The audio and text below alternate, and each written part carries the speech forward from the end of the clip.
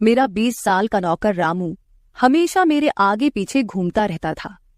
मैंने उसे छोटा समझा था, लेकिन एक दिन उसने मुझसे कहा, मालकिन, मुझे छोटा समझने की गलती मत कीजिए। उस रात जब मैंने उसे देखा तो मैं आश्चर्यचकित हो गई थी, क्योंकि उस रात रामू ने 20 साल के लड़के की तरह नहीं, बल्कि 30 साल के आदमी की तरह मेरा। हेलो दोस्तों, आज की इस अनोखी कहानी में आप सभी का स्वागत है। जब से रामू मेरे पास सोने लगा था, तब से मेरे शरीर में बदलाव आने लगे थे। मुझे लगा था कि रामू छोटा है और उसे कुछ समझ नहीं आता होगा, लेकिन धीरे धीरे उसके असली रंग मुझे दिखने लगे। मैंने कभी सोचा भी नहीं था कि 20 साल का लड़का मेरी तरह की 40 साल की महिला को इतना सुख दे सकता है। रामू 20 साल का था। उसे मैं गांव से अपने घर काम के लिए लाई थी। मेरे घर में सिर्फ मैं और मेरा 1 साल का बेटा था। जब मैं काम पर जाती थी तो रामू मेरे बच्चे की देखभाल करता और वह मेरे घर में ही रहता था। मैं बिना शादी के मां बन गई थी। मेरे प्रेमी ने शादी का झांसा देकर मुझसे प्रेम का खेल खेला। जब मैं गर्भवती हो गई तो मैं उसके घर गई और वहां मैंने देखा कि उसकी शादी हो रही थी। उसने मुझसे प्रेम का नाटक किया और किसी और लड़की से शादी कर ली थी। मेरे पेट में पल रहे बच्चे को मारने का मेरा मन नहीं हुआ, और जब मैंने गर्भपात कराने का सोचा, तब तक समय निकल चुका था। मैं 5 महीने की गर्भवती हो चुकी थी। मेरे माता पिता ने मुझे और मेरे बच्चे को स्वीकारने से इनकार कर दिया। तब मैं अकेली रहने लगी। कई महीने पहले मैं अपने गांव गई थी, अपने दादा के 100वें जन्मदिन के लिए। मेरे दादा ने मुझे जन्मदिन का निमंत्रण भेजा था और इसलिए मैं गांव गई थी। मेरे बेटे को वहां सिर्फ मेरे दादा ने ही प्यार से गोद में लिया था। आरव उनके पास खेल रहा था। तभी ऑफिस से मेरा फोन आया और मैं कुछ देर के लिए फोन पर बात करने के लिए बाहर चली गई। जब मैं वापस आई तो मेरा आरव दादा के पास नहीं बल्कि घर के एक नौकर के पास था। मैंने देखा कि आरव उस नौकर के पास अच्छे से खेल रहा था। मैंने अपने बच्चे को उस नौकर से लिया और वहां से जाने लगी। तभी उस नौकर ने मुझे रोका। वह कहने लगा, मालकिन, मुझे थोड़ी मदद चाहिए। मुझे पैसे की नहीं बल्कि काम की जरूरत है। उसने अपना परिचय दिया और कहा, मैं रामू हूं। मैं इस घर में गाय भैंस के गौशाले की सफाई का काम करता था, लेकिन अब बड़े साहब गाय भैंस बेचने की बात कर रहे हैं। अगर आपके पास कोई काम हो तो दीजिए। मुझे काम की बहुत जरूरत है। मेरे माता पिता भी मजदूरी करते हैं। मुझे काम की बहुत जरूरत है। तब मैंने कहा, मेरे बच्चे की देखभाल का काम है, लेकिन इसके लिए तुम्हें शहर चलना होगा। इस काम के लिए मैं तुम्हें 5,000 रुपये महीना दूंगी। रामू मेरे साथ शहर आने के लिए तैयार हो गया। आरव उसके साथ अच्छे से रहता था और यह देखकर मैंने रामू को अपने घर लाने का फैसला किया। रामू तब से मेरे घर में ही रहने लगा। उसने कहा कि हर 4 महीने बाद जब थोड़े पैसे जमा हो जाएंगे, तब वह अपने गांव जाएगा। रामू दिन भर मेरे बच्चे की अच्छे से देखभाल करता और घर के कामों में भी मेरी मदद करता। रामू को घर आए 1 महीना हो चुका था और इस 1 महीने में उसने मेरा दिल जीत लिया था। उसकी देखभाल से मेरे बेटे की सेहत भी सुधर गई थी। जो आरव मुझे परेशान करता था, अब वह रामू के हाथों से अच्छे से खाना खाता था। मैंने रामू को एक अलग कमरा दिया था। एक दिन रात में आरव बहुत रोने लगा। किसी भी तरह से वह शांत नहीं हो रहा था। बच्चे के रोने की आवाज सुनकर रामू मेरे कमरे में आया और उसने आरव को मुझसे ले लिया। रामू के पास जाते ही आरव शांत हो गया था। रात बहुत हो चुकी थी। आरव रामू को छोड़ नहीं रहा था, तो मैंने रामू को अपने कमरे में ही सोने के लिए कह दिया। सुबह जब मैं उठी तो आरव रामू से लिपटकर सो रहा था। उस रात के बाद से रामू आरव के लिए मेरे कमरे में सोने लगा। रामू के आने के बाद सब कुछ अच्छे से चल रहा था। रामू के काम से खुश होकर छुट्टी के दिन मैं उसे मॉल लेकर गई। वहां मैंने उसके लिए अच्छे कपड़े खरीदे और सैलून में जाकर उसकी नई हेयर स्टाइल बनवाई। रामू देखने में अच्छा था, लेकिन वह एकदम साधारण तरीके से रहता था। उस दिन मैंने उसका पूरा लुक ही बदल दिया था। उसे नए अंदाज में देखकर मैं भी उस पर विश्वास नहीं कर पा रही थी। कल तक जो एक साधारण सा नौकर था, वह इतना हैंडसम और स्मार्ट दिख सकता है, इसकी मैंने कल्पना भी नहीं की थी। मॉल से हम घर आए तो आरव आते ही सो गया था। मैंने उसे कमरे में बिस्तर पर सुला दिया और पानी पीने के लिए बाहर जाने लगी। तभी रामू मेरे लिए पानी लेकर आया। पानी पीकर मैंने गिलास रखा और रामू मुझे तब से ही एकटक देख रहा था। जैसे ही मैंने गिलास रखा उसने मुझे गले लगा लिया। कई सालों बाद किसी पुरुष ने मुझे गले लगाया था। मैंने उसे खुद से दूर किया। तब रामू ने कहा, मालकिन, आपकी वजह से आज पहली बार मैंने खुद से प्यार करना सीखा है। जिंदगी बहुत खूबसूरत है, बस इसे जीना आना चाहिए। आज आपने मेरा कायाकल्प करवा कर मुझ पर बहुत बड़ा उपकार किया है। मैं सच में बहुत अच्छा दिख रहा हूँ। रामू के चेहरे पर खुशी देखकर मैं भी खुश थी। अगले दिन से वह बहुत स्वच्छ और सलीके से रहने लगा था। वह 20 साल का था, लेकिन गांव का लड़का होने के कारण उसकी कद काठी अच्छी थी। वह घर में भी रोजाना कसरत करता था। उसकी लंबाई भी ठीक ठाक थी। मैंने उससे उसकी पढ़ाई के बारे में पूछा था, लेकिन उसने कहा कि अब उसका पढ़ाई से मन उठ गया है। हर सुबह ऑफिस जाने से पहले मैं अपने बच्चे को दुलार कर ऑफिस के लिए निकलती थी। आज जब मैं ऑफिस के लिए निकलने से पहले आरव को चूमने गई, तब वह रामू की गोद में था। अचानक आरव ने अपनी गर्दन घुमाई और मेरे होंठ रामू के गाल पर जा लगे। मुझे बहुत शर्मिंदगी महसूस हुई। मैंने उससे माफी मांगी और ऑफिस के लिए निकल गई। शाम को जब मैं घर आई, तब भी मैं रामू की आंखों में नजर नहीं मिला पा रही थी। रामू ने आरव को खाना खिलाकर सुला दिया था। फिर हम दोनों ने साथ में खाना खाया। खाना खत्म करने के बाद मैं अपने कमरे में गई। वहां मैं अपनी दवाइयां ले रही थी। मुझे माइग्रेन की समस्या थी, उसी की दवा मैं ले रही थी। दवा लेने के बाद भी मेरा सिर बहुत दर्द कर रहा था। मैं अपने कमरे में सिर पकड़कर बैठी हुई थी। कुछ देर बाद रामू कमरे में आया। मुझे इस हाल में देखकर उसने पूछा कि क्या हुआ। जैसे ही उसे पता चला कि मेरा सिर दर्द कर रहा है, उसने मेरे सिर की मालिश शुरू कर दी। रामू की मालिश से मुझे आराम मिल रहा था। धीरे धीरे मुझे गहरी नींद आने लगी। उस रात मुझे बहुत अच्छी नींद आई थी। अगले दिन हमारे ऑफिस में ट्रेडिशनल डे का फंक्शन था और इसके लिए मैंने गुजराती लुक अपनाने का फैसला किया। मैंने घाघरा पहन लिया था, लेकिन स्कर्ट का नॉट बांधने में मुझे दिक्कत हो रही थी। तब मैंने रामू को कमरे में बुलाया और उससे नॉट बांधने को कहा। नॉट बांधते समय उसका हाथ मेरी खुली पीठ पर से गुजर रहा था। मैंने उसे छोटा समझा था, इसलिए मैंने उसे यह काम करने के लिए कहा था। मेरे पास और कोई विकल्प भी नहीं था। तैयार होकर जब मैं जाने लगी, तो रामू ने मुझे रोका और अंदर से काजल लेकर आया। उसने मेरे कान के पीछे काजल लगाया और कहा, मालकिन, अब आपको किसी की नजर नहीं लगेगी। आप बहुत सुंदर लग रही हैं। उसकी बात सुनकर मैं हंसी और चलने लगी। उस दिन शाम को जब मैं घर आई, तो मेरे साथ मेरी एक सहेली और उसका प्रेमी भी आया। रामू ने आज बहुत अच्छा खाना बनाया था।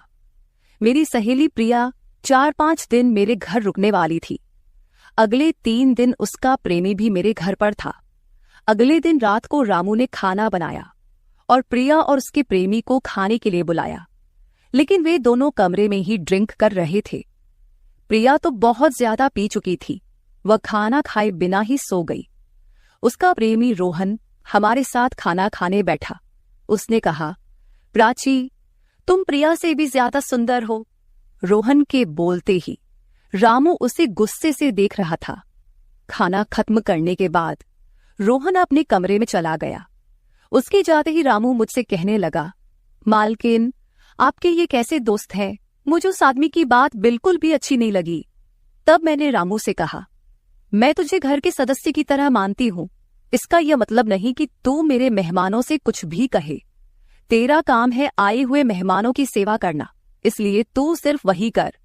बाकी मुझे कुछ सिखाने की जरूरत नहीं। रामू को डांट कर मैं अपने कमरे में चली गई। मैंने उसे डांट दिया था, फिर भी वह मेरे लिए पानी लेकर आया। तब मैंने अपनी दवा ली और पानी पीकर सो गई।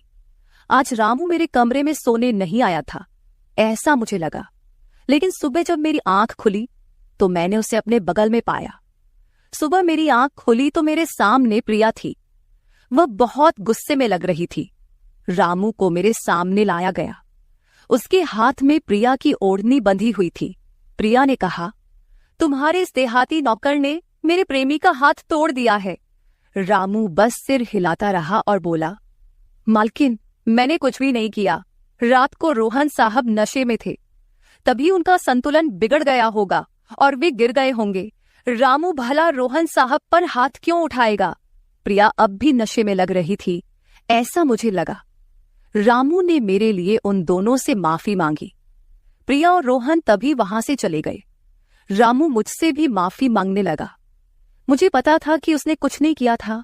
आज मैंने छुट्टी ली थी क्योंकि कई दिनों से मैं बहुत व्यस्त थी। आज सोचा कि खुद के लिए थोड़ा समय निकालूं। नाश्ता करने के बाद मैं फिर से 1 घंटे के लिए सो गई।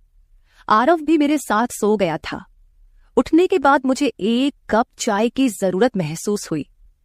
मैं रामू को चाय बनाने के लिए पुकार रही थी, लेकिन उसकी तरफ से कोई जवाब नहीं आ रहा था। उसे ढूंढते ढूंढते मैं उसके कमरे में गई। वहां जाकर देखा कि रामू अभी अभी नहाकर बाथरूम से बाहर आया था। उसने शर्ट नहीं पहनी थी। मैंने पहली बार उसे इस तरह देखा। रामू का शरीर बेहद मजबूत था। उसका शरीर किसी योद्धा की तरह दिख रहा था। मैं उसे टकटकी लगाकर देख रही थी। मुझे उस वक्त कोई होश नहीं था। कई सालों बाद मैं किसी जवान पुरुष को इस तरह बिना कपड़ों के देख रही थी। मैं उसे टकटकी लगाए देख रही थी। तभी रामू ने मुझे आवाज दी। वह मेरे सामने शर्ट पहनकर खड़ा था, फिर भी मैं अपनी सुध-बुध खोए उसे देख रही थी। उसने मेरी आंखों के सामने चुटकी बजाई। तब मैं होश में आई और उससे कहा कि मेरे लिए चाय बना दे। आज घर में ही थोड़ा खुद का स्किन केयर करने का सोचा, इसलिए दोपहर के समय मैं अपने कमरे में अपना पार्लर चलाने लगी। उस समय मैंने शॉर्ट्स और गाउन पहन रखा था और मैं अपने पैरों का वैक्सिंग कर रही थी। वैक्सिंग करते समय गलती से मैंने थोड़ा ज्यादा गर्म वैक्स अपने पैर पर लगा लिया, जिससे जलन हुई और मेरे मुंह से तेज आवाज निकल गई। मेरी आवाज सुनकर रामू दौड़ता हुआ मेरे कमरे में आया। उसने मेरे जले हुए पैर को देखा। उसने मेरे पैर से गर्म वैक्स हटाया और वहां क्रीम लगा दी। उसके हाथ बार बार मेरे पैर पर अनजाने में फिर रहे थे और उस वक्त मेरे मन में जो भावनाएं उत्पन्न हो रही थीं, उन्हें व्यक्त करना मेरे लिए मुश्किल हो रहा था। रामू की नजर मुझ पर पड़ते ही मैं दर्द से कराह उठी। मुझे इस हालत में देखकर उसने कहा, बाई साहब, अब आप बस आराम से लेट जाइए। आपको जो भी करना है मुझे बताइए, मैं आपकी मदद कर दूंगा। मैंने उसे मेरे दूसरे पैर का वैक्सिंग करने को कहा। रामू ने जैसा मैंने बताया वैसा ही किया। उसने मेरे चेहरे की मसाज भी कर दी। उसके स्पर्श से मुझे बहुत आराम मिला। आज का छुट्टी का दिन मेरे लिए आरामदायक बीता। रामू में हर गुण भरा हुआ था। वह किसी भी काम में पीछे नहीं था। आज रात मैंने उसे मेरे कमरे में सोने के लिए मना कर दिया। दिन भर मैं घर में नहीं होती, कम से कम रात को तो मुझे मेरे बच्चे के साथ अकेले समय बिताना चाहिए। हर बार रामू का आना मुझे पसंद नहीं था, इसलिए मैंने उसे कमरे में सोने के लिए मना कर दिया। इस तरह दिन बीतने लगे। कुछ दिनों तक रामू के बिना आरव रात को सो नहीं पाता था, लेकिन धीरे धीरे उसने रोना बंद कर दिया। मुझे अपने अंदर कुछ बदलाव महसूस होने लगे थे। सुबह उठते ही मेरा शरीर बहुत दुखने लगता था। अचानक ये सब क्यों हो रहा है, समझ नहीं आ रहा था। कुछ दिनों में मेरी शारीरिक पीड़ा इतनी बढ़ गई कि मुझे बिस्तर से उठने की भी इच्छा नहीं होती थी। तब मैंने ऑफिस से 1 हफ्ते की छुट्टी ले ली। कुछ दिनों आराम किया, शायद थोड़ा ठीक हो जाऊं। अब पूरा वक्त आरव रामू के साथ रहता था। जब उसे भूख लगती तो वह बीच बीच में मेरे पास आ जाता। आज मैं अपनी कमर पकड़कर बैठी थी। रात को रामू पानी लेकर मेरे कमरे में आया। मेरी कमर पर हाथ देखकर उसने समझ लिया कि मुझे बहुत तकलीफ हो रही है। रामू ने कहा, बाई साहब, अगर आपको कोई आपत्ति ना हो तो मैं आपकी कमर की मालिश कर देता हूं। मेरी कमर इतनी दुख रही थी कि मैंने उसकी मालिश के लिए हाँ कर दी, लेकिन उससे पहले मैंने अपने कमरे की लाइट बंद कर दी। छोटे 0 बल्ब की रोशनी में मेरी कमर उसे नहीं दिखेगी, इसलिए मैंने कमरे की बड़ी लाइट बंद करके 0 बल्ब जला दिया। वह जब मालिश कर रहा था मुझे बहुत आराम मिल रहा था। मालिश करने से मेरी पीड़ा जैसे झट से गायब हो गई थी। मालिश करते समय रामू ने मुझसे पूछा, बाई साहब, आपको आरव के पिता की कभी याद नहीं आती? आप इतनी सुंदर और जवान होकर भी अभी तक अकेली क्यों हैं? उसके सवाल का मेरे पास कोई सही उत्तर नहीं था। मैंने उससे कहा कि शायद तुम्हारे सवाल का उत्तर मेरे पास नहीं है। उस सवाल पर वहीं विराम लग गया। रामू की मालिश से मुझे अच्छी नींद आ गई थी। अगले 2 दिन बाद वह तारीख थी जब मैंने अपने प्रेमी से मुलाकात की थी। आखिर वह दिन आ ही गया। उस दिन मैंने दिन भर अपने मन को किसी न किसी काम में व्यस्त रखने की कोशिश की, लेकिन रात के अंधेरे में मुझे अपने प्रेमी की बहुत याद आ रही थी।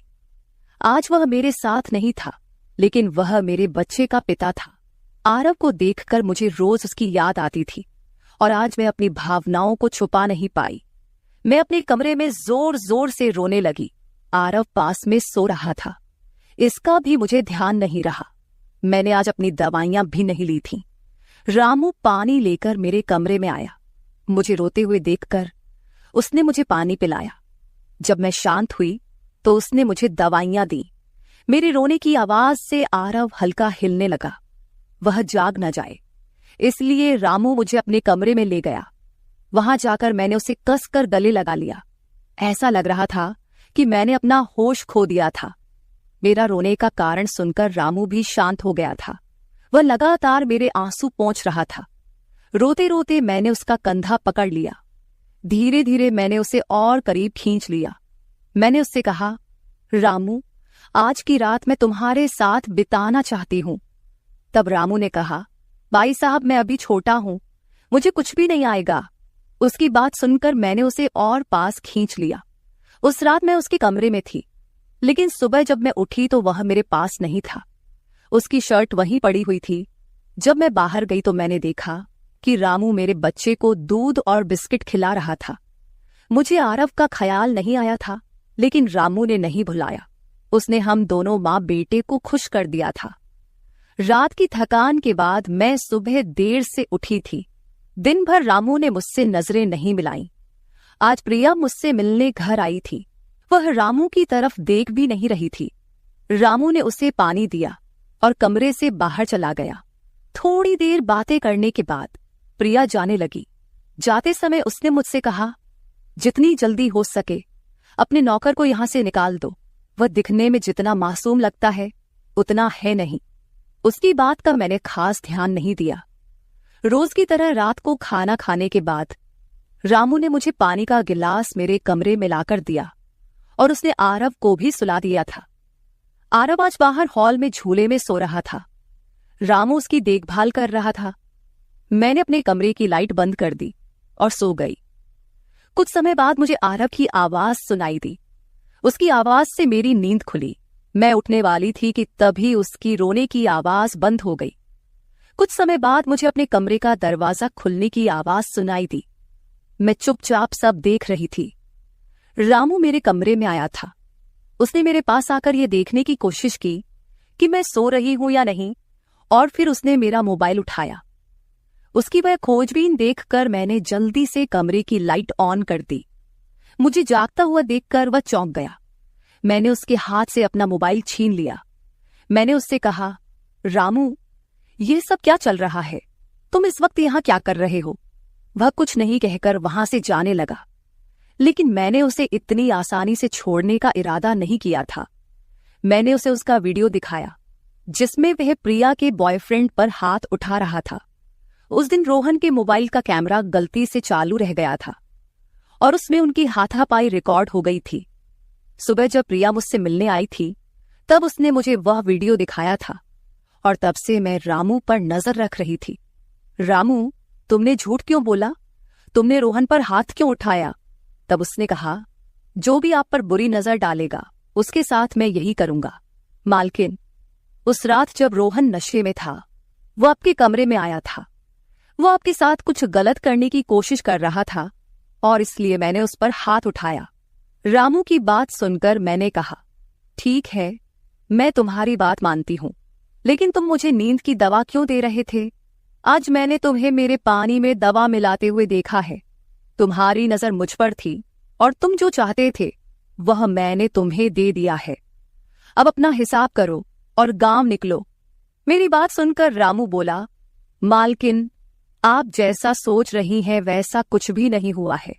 कल रात मैंने आपके साथ कुछ भी गलत नहीं किया। मैंने आपके पानी में नींद की दवा मिलाई थी, जिससे आप मेरे पास आते ही सो गई थीं, और मुझे आपके साथ कुछ भी गलत नहीं करना था।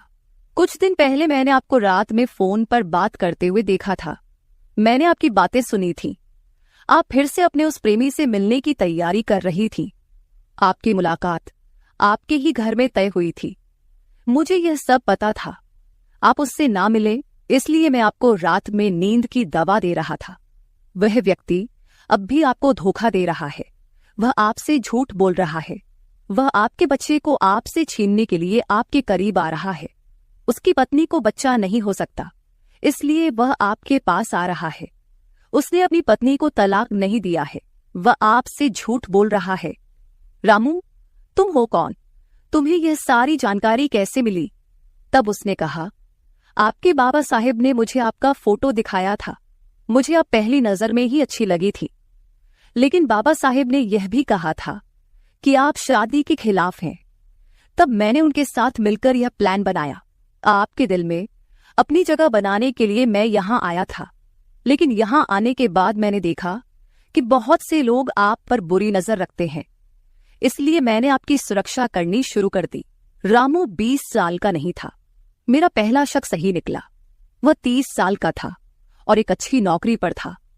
उसने मेरे प्यार के लिए इतनी मेहनत की थी। रामू ने मेरे प्रेमी के बारे में जो भी कहा था वह सब सच था। रामू ने मेरे प्रेमी की सारी जानकारी सही निकाली थी। रामू जैसा ईमानदार पति और मेरे बच्चे का पिता मिलना मेरे लिए बहुत बड़ी बात थी। मैं अपने प्रेमी के धोखे के जाल में फंसने से बच गई थी।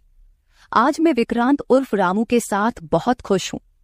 वह मुझसे और मेरे बच्चे से बहुत प्यार करता है। मेरे बाबा साहिब की वजह से आज मेरा परिवार शुरू हुआ। मुझे रामू जैसा पति मिला, ये मेरा सौभाग्य था।